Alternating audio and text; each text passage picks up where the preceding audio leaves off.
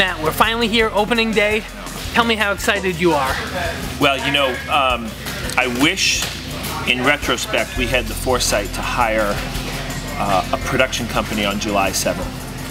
Because those 25 weeks getting here today, and really being here today and being only one of 2 mountains in Maine skiing top to bottom. And we had to overcome fire, we had to overcome one of our snowmaking pumps dislodging and going to the bottom of the snowmaking pond. We had to get through construction permits, demolition. We had to get, in terms of transportation and organization, we had to revamp the whole base area altogether.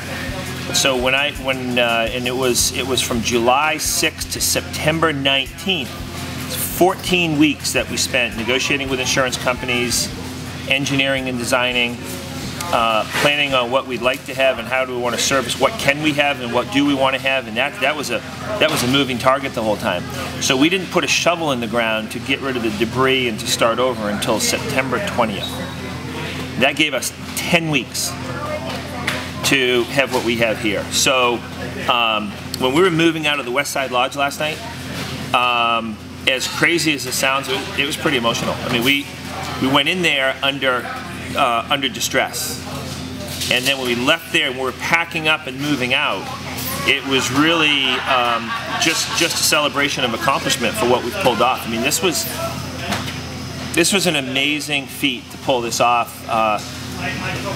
All other conditions aside, we've had terrible weather. The ski industry in Maine has had terrible weather. We're one of 4 mountains open in the state of Maine today. And to have that in addition to what we've been through, it's a wonderful accomplishment. It's very exciting to be skiing and here in our lodge, and it came out great.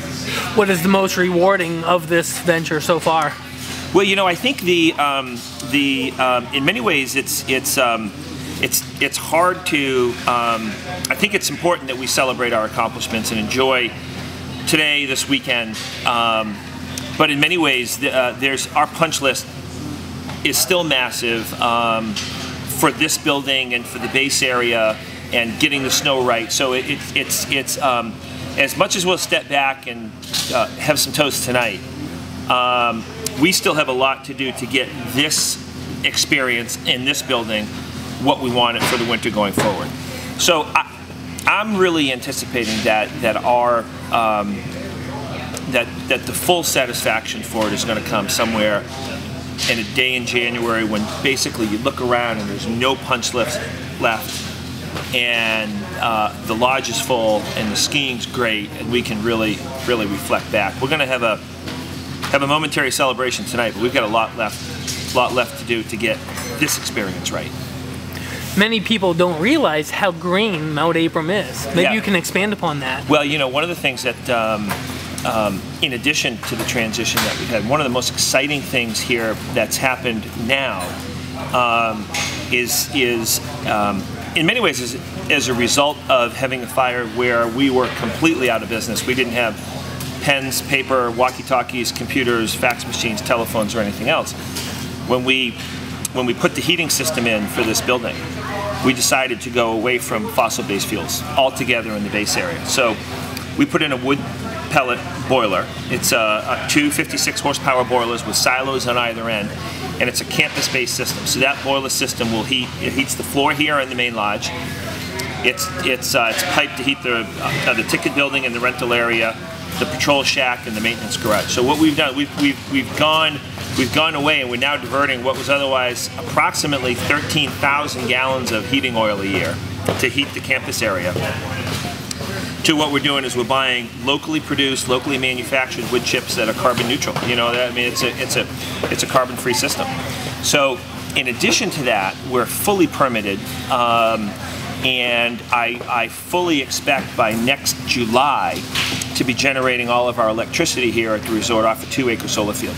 So the combination of not using any fossil fuels in our heating needs and requirements, and producing all of our electricity on site is really, from our research, will be the first net negative ski resort in North America. There won't be another ski resort who produces more of its energy than it consumes annually on its own site. So, you know, and this was something that was true to who we were, and it was something that we were dedicated to doing.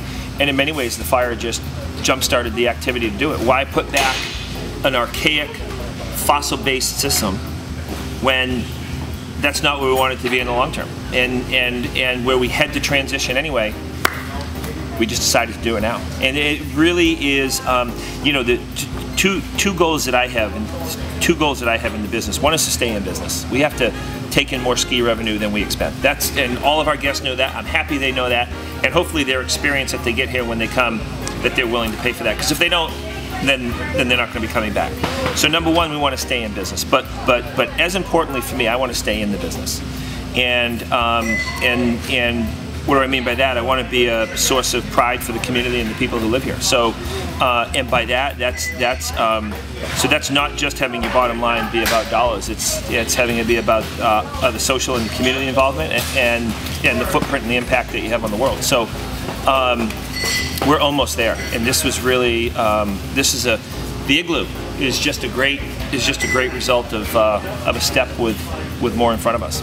It's an exciting time to be the owner of Mount Abram.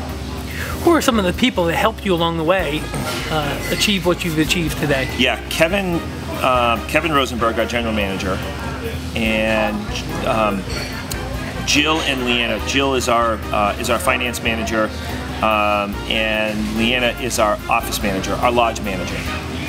Those three, and I, with the four of us, spent the last 5 months attached at the hip. And what the persistence that those three showed, their ability to stay positive, their ability to just keep plodding through when code ordinance or fire marshal ordinance or DEP ordinance or every day was an obstacle. And those three people plodded forward. They did a remarkable job in getting us to where we are now. And now you see, those are in some of our darkest days. Those are in the days, it seems easy now that guests are here, and a lot of our long-standing employees are back because they're working in this, and they bring great energy and an understanding of what we're all about. But on those long days in August, September, and October when it wasn't clear what we'd actually be able to pull off and in what time frame we could, you know, the four of us working together, and those three in particular, was really pretty awesome. It's satisfying to see this now and see it as a result of those three people. They were just fantastic. What does opening day mean to you right now after all the hard work? Opening day is always something, and I think about it. I've grown up as in an athlete and in a sports world, and there's nothing you look more towards than opening night, opening day, game time. And so one of the things I get most excited about in this business is really in a 20-week business, there's not much time to change the boat if it's not right. So your summer is your busiest time of the year. What you don't get right on, in this case, December 22nd, the chances to significantly change your course and to implement that change and to capture the benefits of that change, or you're supposed to have some kind of financial or guest experience change as a result of that, really don't happen in the 20-week business. So that preparation that goes in is so critical. And normally, a normal summer off season would be a punch list of projects, both ongoing maintenance and some capital and new, and then really largely about staffing and strategy and scheduling and planning and marketing and advertising. And really for us to then throw rebuilding the business into the mix of that, and to do what we think is both with what will be great results. This opening day being here, I just could not wait to wake up this morning and breathe and say, okay, now we're working on operating. Now we're working on our business. And yeah, we've got any number of punch lists to do to keep going, but to get off from struggling to get your permits and get your water diversion and get your snow on the ground and get your people high, it's just been it's a satisfying opening day. Well, we're excited too. I appreciate you taking time. Awesome. Thanks a lot. Yeah, thanks. Good. Should be a great piece, huh? Yeah, sure.